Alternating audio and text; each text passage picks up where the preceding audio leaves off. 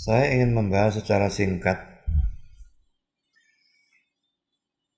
doa yang sering dinaikkan oleh banyak orang dan juga memang kepercayaan dari banyak orang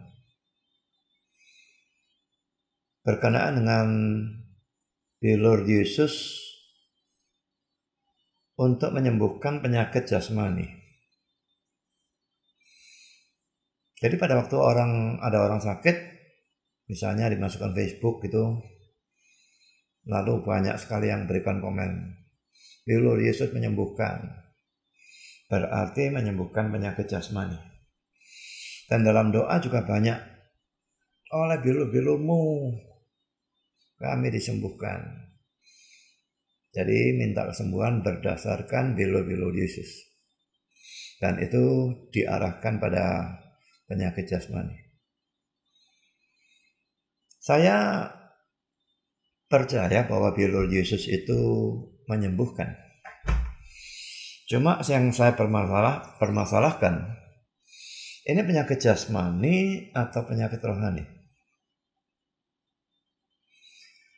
Kalau kita mau tahu, saya kira kita langsung harus pergi ke sumbernya. Dan persoalan bilur-bilurnya kita disembuhkan dan sebagainya, itu ada di dalam Yesaya pasal 53 ayat 4 sampai dengan ayat 6. Mari kita baca ya. Tetapi sesungguhnya penyakit kitalah yang ditanggungnya. Ya, memang mengatakan penyakit kita yang ditanggungnya ya. Dan kesengsaraan kita yang dipikulnya. Padahal kita mengira dia kena tulah, dipukul dan ditindas Allah. Tetapi dia tertikam oleh karena pemberontakan kita. Dia diremukkan oleh karena kejahatan kita. Ganjaran yang mendatangkan keselamatan bagi kita ditimpakan kepadanya. Saya kira bagian ini terjemahnya tidak benar, tetapi itu toh bukan pembahasan kita, jadi saya abaikan ya. Dan oleh bilur-bilurnya kita menjadi sembuh. Nah ini yang paling dimasalahkan ya. Lalu ayat 6, kita sekalian sesat seperti domba. Masing-masing kita mengambil jalannya sendiri, tetapi Tuhan telah menimpakan kepadanya kejahatan kita sekalian. Saudara, kalau saya perhatikan yang warna biru ini, ayat 4 memang dikatakan penyakit kitalah yang ditanggungnya, tapi tidak dikatakan penyakit apa ya, jasmani atau rohani. Demikian juga pada waktu di sini dikatakan oleh bilur-bilurnya kita menjadi sembuh. Sembuhnya pasti berhubungan dengan penyakit yang tadi dibicarakan dalam ayat 4. Nah, penyakitnya tidak dibicarakan, penyakit jasmani atau rohani tidak dinyatakan secara eksplisit. Maka kesembuhannya kita juga tidak bisa tahu eksplisit ya. Sembuh ini sembuh dari penyakit jasmani atau rohani. Jadi untuk bisa mengetahui apakah itu jasmani atau rohani, kita mesti melihat konteks dari dua potongan kalimat atau anak kalimat ini. Dan konteksnya adalah yang warna merahnya ini. Tetap dalam Yesaya 53 ayat 4 sampai 6. Coba kita baca sekali lagi. Tetapi sesungguhnya penyakit kitalah yang ditanggungnya dan kesengsaraan kita yang dipikulnya. Padahal kita mengira dia kena tulah, dipukul dan ditindas Allah. Ini jelas membicarakan Yesus yang memikul dosa kita di atas kayu salib atau di sekitar salib, pencambukan, penyalipan. Bilur-bilur itu mestinya pencambukan ya, bekas pencambukan ya. Ayat 5-nya, tetapi dia tertikam oleh karena apa saudara? Perhatikan ini. Pemberontakan kita. Dia diremukkan oleh karena kejahatan kita. Baik pemberontakan kita maupun kejahatan kita, itu adalah penyakit rohani, itu dosa. Penyakit rohani itu dosa. Dan pemberontakan itu jelas dosa. Kejahatan itu jelas dosa. Jadi ayat 5-nya bicara tentang penyakit rohani sebetulnya. Sekarang mari kita lihat ayat 6-nya yang warna merah lagi. Kita sekalian sesat seperti domba. Sesat ini masa penyakit jasmani saudara. Itu penyakit rohani ya. Orang yang berdosa itu tersesat.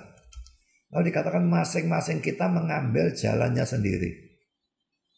Jadi setiap kita itu semau gue, sak karepe dhewe. Ya, itu jelas juga penyakit rohani, itu dosa. Sak karepe dhewe, semau gue, bukan semaunya Tuhan. Bukan nuruti kehendak Tuhan, tapi nuruti kehendak kita sendiri. Itu dosa. Nah, lalu bagian terakhirnya, tetapi Tuhan telah menimpakan kepadanya kejahatan kita sekalian. Ini lagi-lagi penyakit rohani, ini dosa. Jadi saudara, kalau dilihat dari teks dari mana kata bilur-bilurnya, oleh bilur-bilurnya kita menjadi sembuh itu diambil, atau teks penyakit kita yang ditanggungnya, maka seluruh teksnya ini sebetulnya bicara bukan penyakit jasmani, tapi penyakit rohani, yaitu dosa. Nah, mari kita lanjutkan. Teks ini dikutip di dalam 1 Petrus 2 ayat 24 dan 25. Mari kita lihat. Ia sendiri telah memikul dosa kita di dalam tubuhnya di kayu salib, supaya kita yang telah mati terhadap dosa hidup untuk kebenaran. Mati terhadap dosa, ya. Sekarang hidup untuk kebenaran. Oleh bilur-bilurnya kamu telah sembuh. Nah, bagian yang warna biru ini dikutip jelas dari tadi ayat yang ke-5 ini ya. Oleh bilur-bilurnya kita menjadi sembuh. Jelas dikutip dari sana. Nah, sekarang lanjutkan. Sebab dahulu kamu sesat seperti domba, tapi sekarang kamu telah kembali kepada gembala dan pemelihara jiwamu. Lagi-lagi konteksnya ngomong sesat seperti domba. Ini bicara dosa, saudara. Ini bicara penyakit rohani. Dosa itu penyakit rohani. Ini sama sekali tidak bicara apapun tentang penyakit jasmani. Jadi saudara, baik dalam Yesaya 53 ayat 4-6 maupun pada waktu Rasul Petrus mengutip itu di dalam 1 Petrus 2 24-25, bilur-bilurnya menyembuhkan kita itu jelas menunjukkan penyakit rohani, yaitu dosa, dan bukan penyakit jasmani. Tapi belum selesai. Karena tidak sesederhana itu. Ada ayat di bawah ini yang membingungkan, saudara. Mari kita baca Matius pasal 8 ini. Ayat 15 sampai dengan ayat yang ke-17.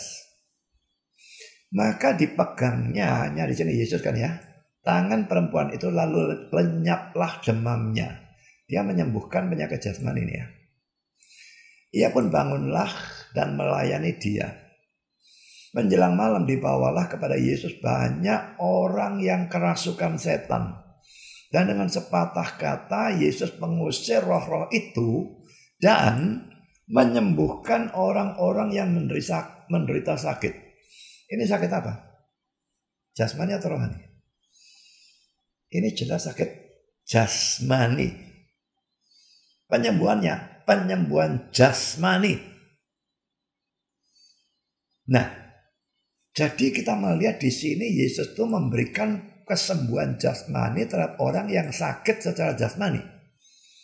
Tapi masalahnya sekarang dalam ayat 17 dikutip ayat dari Yesaya tadi. Hal itu terjadi supaya genaplah firman yang disampaikan oleh Nabi Yesaya. Dialah yang memikul kelemahan kita dan menanggung penyakit kita. Emang ayatnya mungkin tidak persis, tetapi jelas dari Yesaya 53 tadi. Nah, kok aneh sekarang, saudara? Tadi kita melihat di sini ini konteksnya penyakit rohani, yaitu dosa. Dikutip di sini penyakit rohani lagi, dosa lagi. Tapi di sini Yesus memberikan kesembuhan jasmani. Dan di sini ayat 17-nya mengutip Yesaya 53 itu menerapkan pada kesembuhan jasmani. Nah, jadi memusingkan kan? Yang benar yang mana jadinya? Bilur Yesus menyembuhkan kita, ya, dari penyakit jasmani atau rohani? Dilihat dua teks yang di atas kok kayaknya penyakit rohani yaitu dosa. Tapi dilihat teks yang Matius 8 ini kok diterapkan pada penyakit jasmani. kesembuhan jasmani. Bagaimana penjelasannya? Saudara, saya akan memberikan kepada saudara kutipan dari komentar Calvin tentang ayat ini ya, Matius 8 ini ya. Dan ini komentarnya, dia berkata demikian. Matius mengutip ramalan ini setelah menceritakan bahwa Kristus menyembuhkan bermacam-macam penyakit. Ini jasmani pasti ya.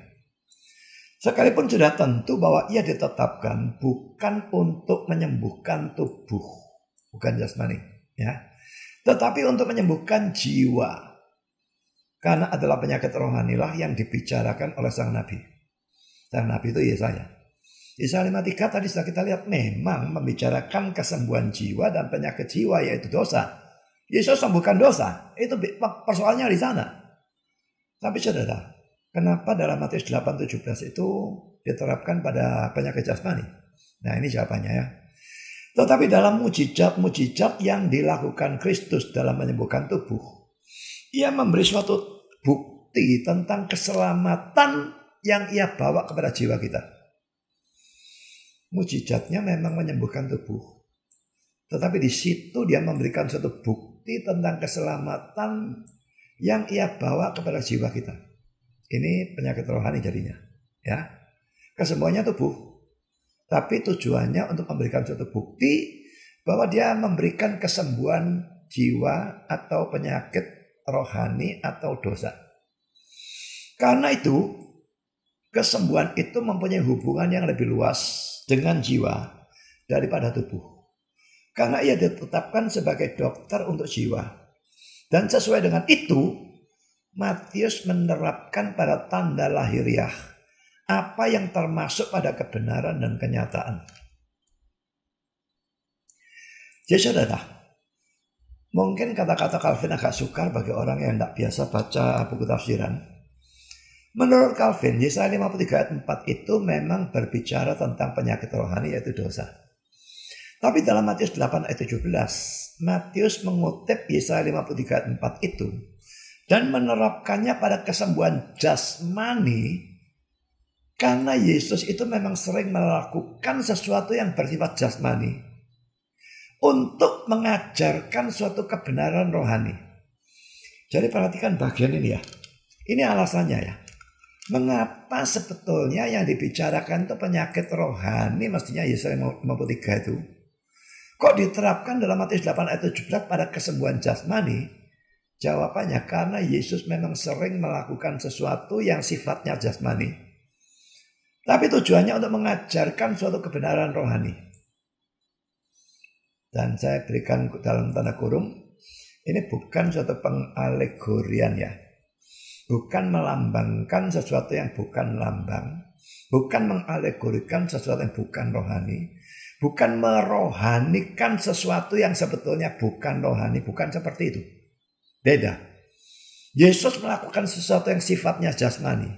Tapi tujuannya untuk mengajarkan kita suatu kebenaran rohani. Sekarang saya berikan contoh saudara. Contoh pertama, ada 3 contoh saudara ya. Dia mencelikkan mata orang buta di dalam Yohanes pasal 9. Coba kita baca sepintas saja ya. Yohanes pasal 9. Mulai satu waktu Yesus sedang lewat, ia melihat seorang yang buta sejak lahirnya. Murid-muridnya bertanya kepadanya, Rabi, siapakah yang berbuat dosa? Orang ini sendiri atau orang tuanya sehingga ia dilahirkan buta? Nah, saudara bisa baca sini terus ya. Lalu saudara kita lihat di dalam ayat 6. Setelah ia mengatakan semuanya itu, ia meludah ke tanah. Dan mengaduk ludahnya itu dengan tanah. Lalu mengoleskannya pada mata orang buta tadi. Dan berkata kepadanya, pergilah, basuhlah dirimu dalam kolam Siloam. Siloam artinya yang diutus. Maka pergilah orang itu, ia membasuh dirinya, lalu kembali dengan matanya sudah melek. Yesus melakukan kesembuhan apa ini? Jasmani atau rohani? Jelas jasmani. Orang itu buta kok. Buta jasmani. Disembuhkan dengan cara yang luar biasa aneh. Meludah, campur dengan tanah, masukkan matanya. Sebetulnya itu logikanya orang melek bisa jadi buta kalau dibegitukan. Tapi ternyata di sini orang buta malah jadi melek. Tapi poin saya, dia melakukan kesembuhan jasmani. Tujuannya apa, saudara? Dia mau mengajarkan dalam ayat 5 ini. Selama aku dalam dunia, akulah terang dunia. Tentu terang dunia ini bukan terang jasmani, saudara. Ini terang rohani. Jadi dia melakukan suatu kesembuhan jasmani. Telikkan mata orang buta. Tujuannya mengajar sesuatu yang rohani. Dia adalah terang dunia. Ini contoh pertama. Mari kita lihat contoh yang kedua. Dia membangkitkan orang mati yaitu Lazarus dalam Yohanes pasal 11. Saya kira tidak usah dibaca, saudara tahu. Ya. Mau dibaca juga bisa. Yohanes pasal 11. Tidak usah dibaca dari awal ya. Lazarusnya sakit. Lalu Maria dan Marta kirim pesan. Tapi Yesus santai-santai. 2 hari lagi baru berangkat santai-santai. Sampai di sana Lazarus sudah mati 4 hari. Ya. Tapi Yesus membangkitkan Lazarus yang sudah mati 4 hari. Saudara, mari kita melihat ceritanya hanya pada peristiwa kebangkitannya ya.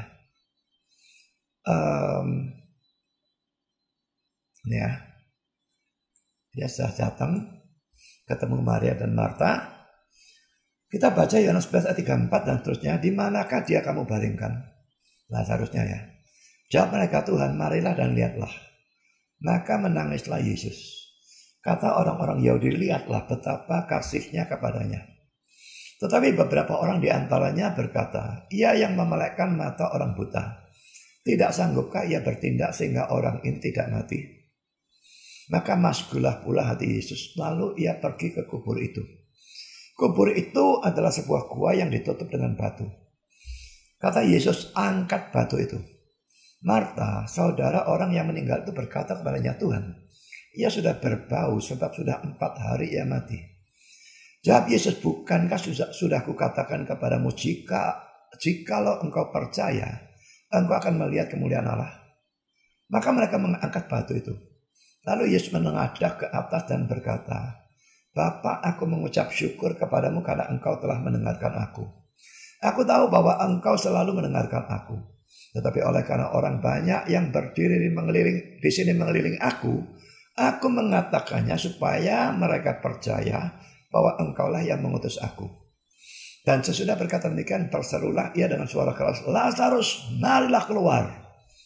Orang yang telah mati itu datang keluar, kaki dan tangannya masih terikat dengan kain kafan, dan mukanya tertutup dengan kain peluh. Kata Yesus kepada mereka, bukalah kain-kain itu dan biarkan ia pergi. Saudara, di sini dia melakukan kebangkitan orang mati ya, pembangkitan orang mati. Ini secara jasmani atau rohani? Nggak usah diomong. Ini jasmani, jadi kuburannya jasmani, semuanya jasmani. Dibangkitkan juga kebangkitan jasmani. Jadi saudara, dia melakukan pembangkitan jasmani. Dia melakukan mujizat secara jasmani. Tujuannya adalah untuk mengajarkan sesuatu yang sifatnya rohani. Bahwa dia adalah kebangkitan dan hidup. Mari kita lihat dalam pasal yang sama. Ayat 25 dan 26.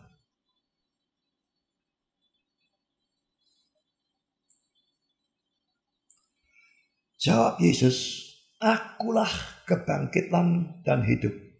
Barang siapa percaya kepadaku, ia akan hidup walaupun ia sudah mati.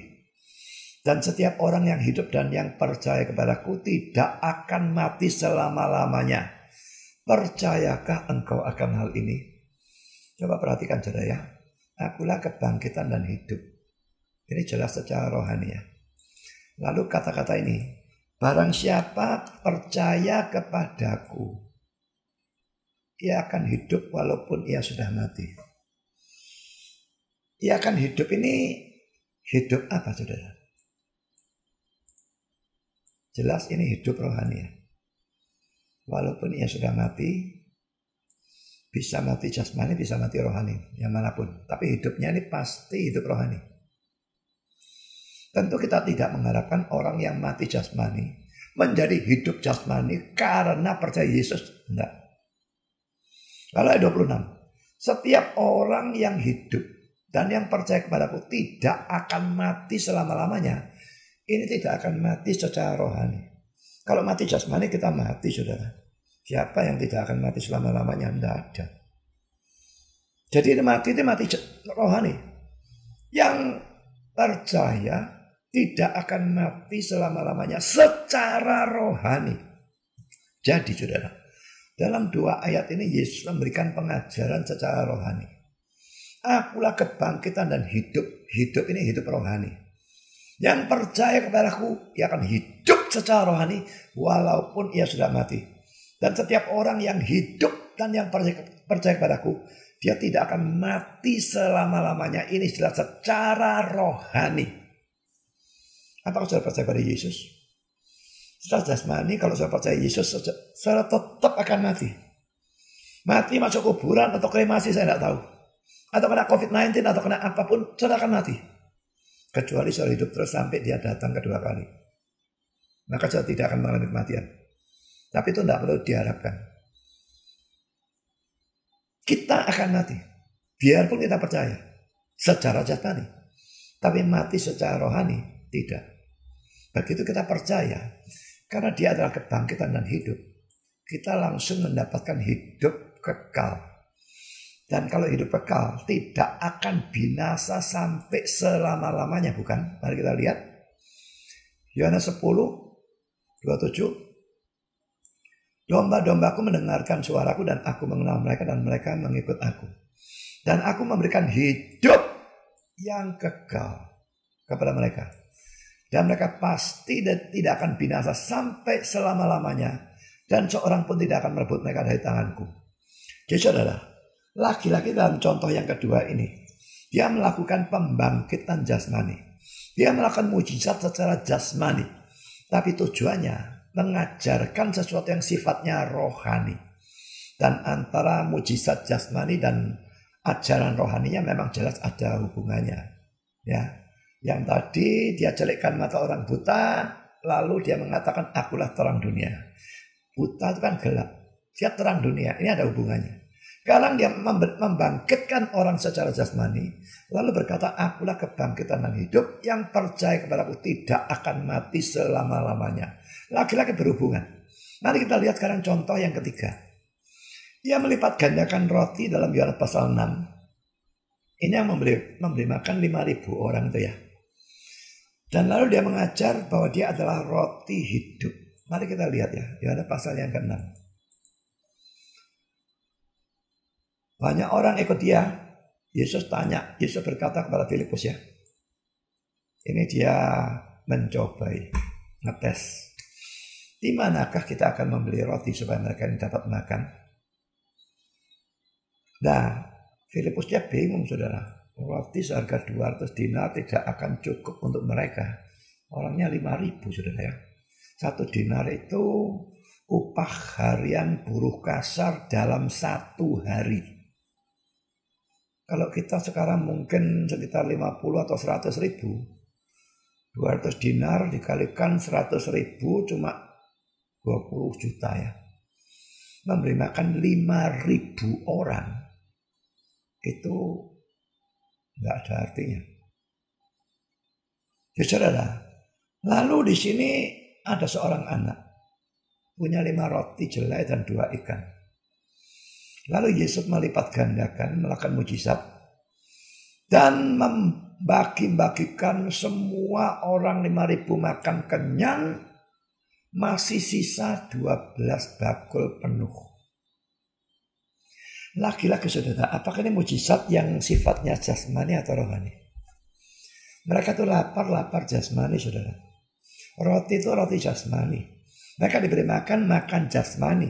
Mereka kenyang jasmani. Tapi saudara, tujuannya apa? Tujuannya mengajarkan kebenaran rohani. Laki-laki ada hubungannya. Yohanes 6 ayat 35. Kata Yesus kepada mereka, akulah roti hidup. Apakah dia betul-betul roti? Tentu tidak. Ini dalam arti rohani. Jadi dia makanan rohani gitu ya. Barang siapa datang kepadaku, ia tidak akan lapar lagi.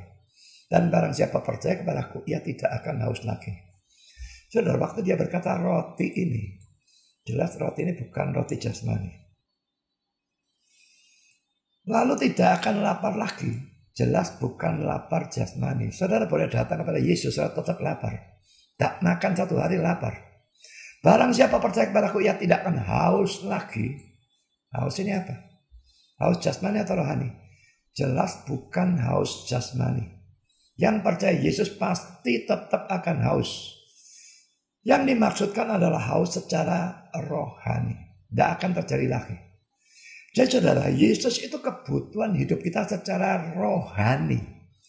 Kalau kita datang kepada dia dan percaya kepada dia, dia mencukupi kebutuhan kita secara rohani.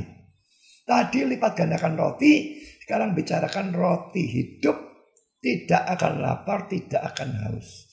Jadi selalu ada hubungannya. Jadi lagi-lagi di sini dia melakukan mujizat secara jasmani. Tujuannya mengajarkan suatu kebenaran secara rohani. Jadi ada 3 contohnya saudara ya. Jadi sekarang kita kembali dalam Matius 8. Dalam Matius 8 itu juga demikian. Dalam Matius 8 ayat 15-16 dia melakukan penyembuhan secara jasmani. Orang-orang itu sakit jasmani. Dia sembuhkan secara jasmani. Tapi tujuannya untuk menunjukkan dirinya sebagai penyembuh rohani atau dosa. Dan karena itu lalu Matius 8 ayat 17 mengutip dari Yesaya 53 pada 5. Bukannya Matius itu salah kutip. Ayat yang artinya rohani diterapkan jasmani tidak. Bukan salah. Matius tahu Yesus lakukan kesembuhan jasmani.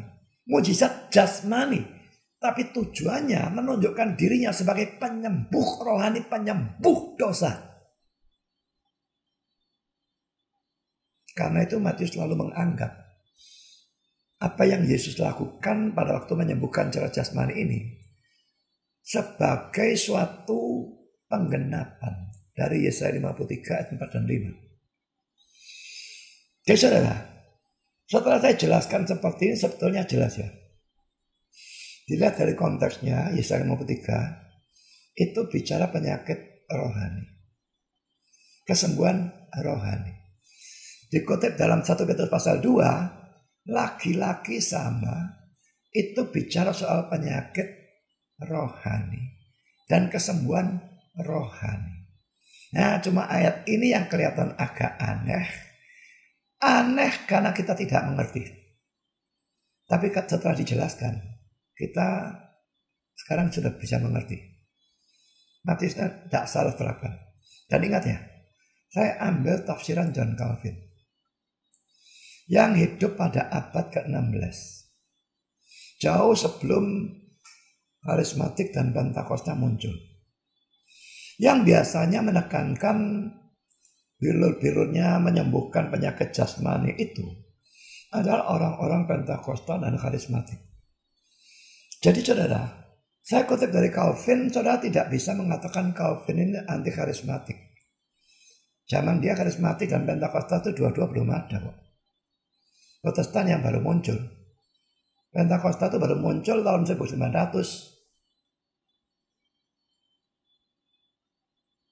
Lalu karismatik pertengahan abad ke-20. Apakah Calvin mau anti sesuatu yang tidak ada pada zamannya dia? Ini memang penafsiran dia dan ini memang satu-satunya kemungkinan menafsirkan secara benar. Karena kalau kita tidak menafsirkan seperti itu, kita harus katakan Matius itu salah kutip. Ayat yang artinya rohani diterapkan pada jasmani. Mana bisa kita mengatakan Matius salah kutip? Dia menulis itu di bawah bimbingan Roh Kudus. Di bawah pengilhaman Roh Kudus, apa yang dia tulis tidak bisa salah. Infallible dan inerrant. Sama sekali tidak ada kemungkinan salah. Jadi harus ditafsirkan untuk disesuaikan dengan Yesaya 53 dan 1 Petrus pasal 2 tadi. Jadi saudara, setelah tahu seperti ini, maka sadari saudara, Yesus itu bilur-bilurnya bukan untuk menangani penyakit jasmani, tapi penyakit rohani. Jadi kalau doa, ada orang sakit secara jasmani, jangan doa dengan cara yang salah. Bilur-bilurnya sudah menyembuhkan, dalam nama Yesus kami perintahkan penyakitnya, dan sebagainya dan sebagainya. Ini sama sekali tidak pada tempatnya. Yesus memang melakukan penyembuhan jasmani, tapi tujuannya malah menunjukkan dia sebagai penyembuh rohani atau penyembuh dosa. Saudara, penyakit jasmani itu sebetulnya remeh kalau dibandingkan dengan penyakit rohani. Kalau saudara menekankan Yesus sebagai penyembuh jasmani, saudara hanya ambil bagian yang sangat remeh. Dia penekanan utama dalam Alkitab, dia adalah penyembuh rohani atau penyembuh dari dosa. Saudara semua boleh jadi sehat secara jasmani. Saudara boleh jadi ada yang tidak punya penyakit jasmani apapun. Tapi tidak mungkin ada dari saudara yang tidak punya penyakit rohani atau dosa. Saudara mungkin tidak butuh penyembuh secara jasmani, tapi saudara butuh penyembuh secara rohani. Dan itu satu-satunya adalah Yesus. Pada waktu dia mati di atas kayu salib, dia mati untuk menebus dosa-dosa kita. Dia mati untuk memikul hukuman yang seharusnya adalah bagian kita. Dia menggantikan kita memikul hukuman itu. Karena itu, kalau kita percaya kepada dia, maka kita disembuhkan secara rohani. Dosa-dosa kita diampuni. Kita diperdamaikan dengan Allah. Kita hidup secara rohani. Kita punya hidup yang kekal, keselamatan. Kapanpun kita mati, kita dijamin masuk surga. Kalau saudara cuma tekankan Yesus sebagai dokter secara jasmani, itu tidak ada artinya sebetulnya. Dia adalah dokter secara rohani dosa. Dia juru selamat, dia penebus. Datanglah kepada dia, terima dia sebagai Tuhan dan sebagai juru selamat, penebus, pengganti saudara, memikul hukuman dosa saudara. Tuhan memberkati saudara.